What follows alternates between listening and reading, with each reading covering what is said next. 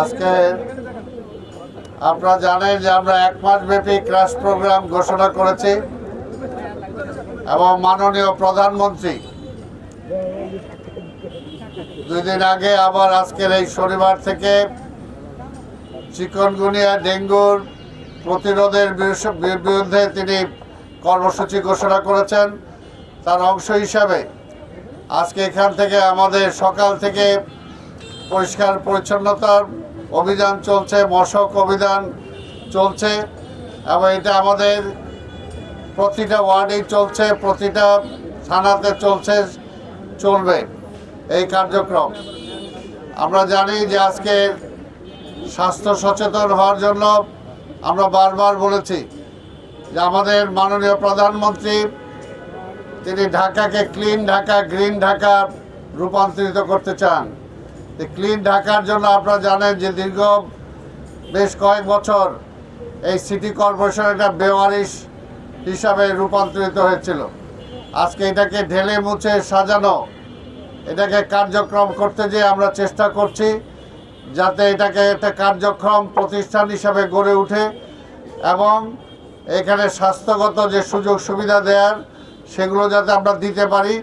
এবং এটার জন্য আমরা চেষ্টা করছি যে আমাদের লোকাল যারা সাবেক কাউন্সিলর ছিল, লোকাল যারা জাতীয় সংসদ সদস্য হয়েছেন তাদের সবাইকে ইনভলভ করে প্রতিটা এলাকায় একটা গণসচেতনতা গড়ে তুলে পাবলিক অ্যাওয়ারনেস গড়ে তোলা যে তারাও এখানে পার্টিসিপেট করতে হবে। শুধু একা সিটি কর্পোরেশনের পক্ষে সব কিছু করা সম্ভব না যদি জনগণ সচেতন না হয়।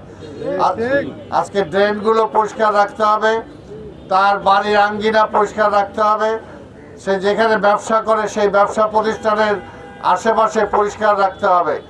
তাহলে দেখা যাবে যে আজকের সামনে যে আমাদের বৃষ্টির মৌসুম আসতেছে, আমরা চেষ্টা করতেছি ড্রেনেজগুলো পরিষ্কার করার জন্য এবং এই ব্যাপারে আমরা জনগণের সহযোগিতা চাই যে যেখানে সেখানে ময়লা আবর্জনা আপনি ফেলবেন না।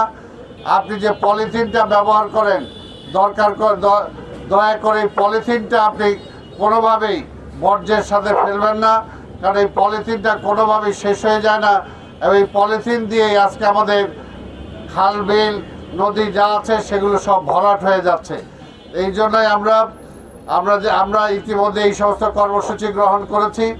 ঈদের পরে ইনশাল্লাহ ঢাকা শহরে যে কয়টা খাল আছে ইতিমধ্যে খালের যতটুকু আমরা পেরেছি, কিন্তু ঈদের পরে আরেকটা ক্র্যাশ প্রোগ্রাম আমরা আরেকটা নেব খালগুলোকে পরিষ্কার করার এবং খালের মধ্যে যে সমস্ত দোকানপাট আছে তাদেরকে বলবো যদি অবৈধ থাকে সেগুলো সরিয়ে নেওয়ার জন্য, যারা বৈধ আছে তারা সেখানে থেকে যাতে এমন কোনো কাজ না করে যে তাদের কারণে আবার খাল বিল বন্ধ হয়ে যায়। অর্থাৎ সব জায়গায় আমরা সেই সহযোগিতাটুকু চাই। আপনারা জানেন যে আজকে বর্তমান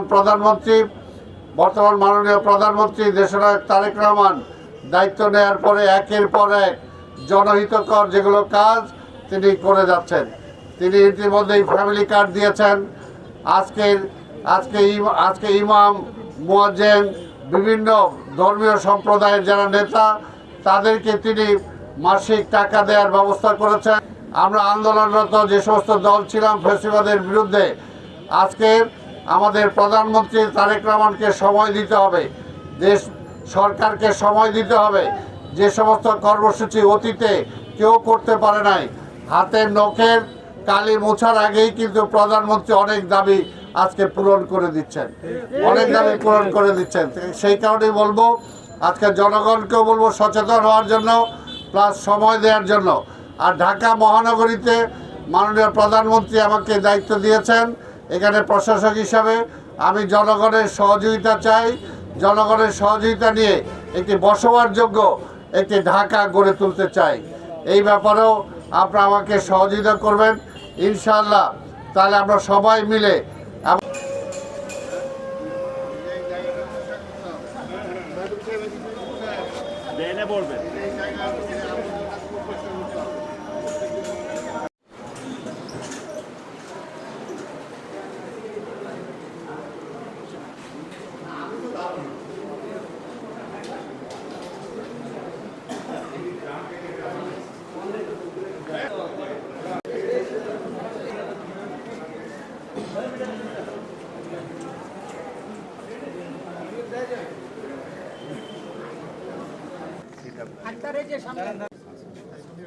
বালি দিছো, মাটি দিবা না?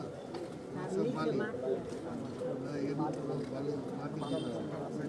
বালি দিবা।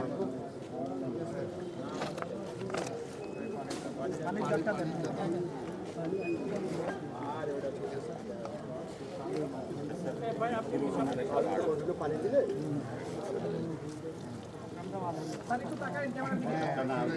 সকালবেলা প্রোগ্রাম দিয়ে দিচ্ছে না, এই কারণে ওই প্রোগ্রাম আর এই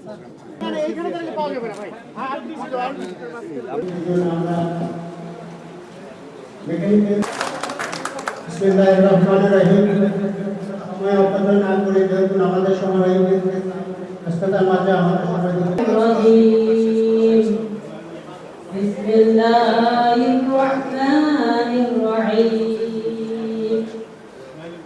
এবং অভিজ্ঞতা দিতে পারি এবং এইটা কিন্তু ইনশাল্লাহ প্রশাসক মহোদয়কে দোয়া করবেন এবং আমাদেরকে দোয়া করবেন যেন আমরা যেন সুষ্ঠুভাবে এই কাজগুলি করতে পারি।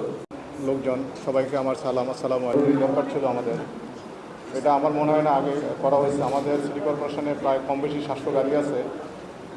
তো আমি যেটুকু শুনলাম যে আমাদের ইন্টারনাল লোকজন দিয়ে প্রশিক্ষণটা।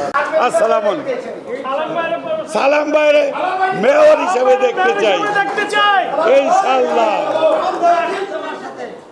ধন্যবাদ, অনেক অনেক ধন্যবাদ স্যার আপনাকে। আপনার হাতে আমাদের সহকর্মীরা, আমাদের মেকানিক চালকরা নিতে পেরেছে, এই জন্য আমরা মেকানিক্যাল পরিবার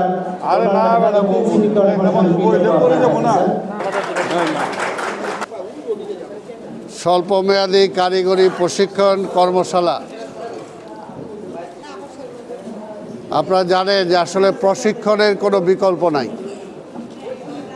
প্রশিক্ষণ ছাড়া কোনো ভালো কিছু হতে পারে না এবং হাতে কলমে প্রশিক্ষণটা হলো সবচেয়ে বড়। আজকে বাংলাদেশে শিক্ষার যে অবস্থা হয়েছে, পরিচালিত হচ্ছে, যা একটি প্রশংসনীয় উদ্যোগ। কোনো টাকা লাগবে না। আমি আনিস সাহেবকে একটু করতালির মাধ্যমে আমি ধন্যবাদ জানাতে চাই, কারণ এই 17 জন চালক ও মেকানিককে অভিনন্দন জানিয়ে আমি শুভ উদ্বোধন ঘোষণা করছি।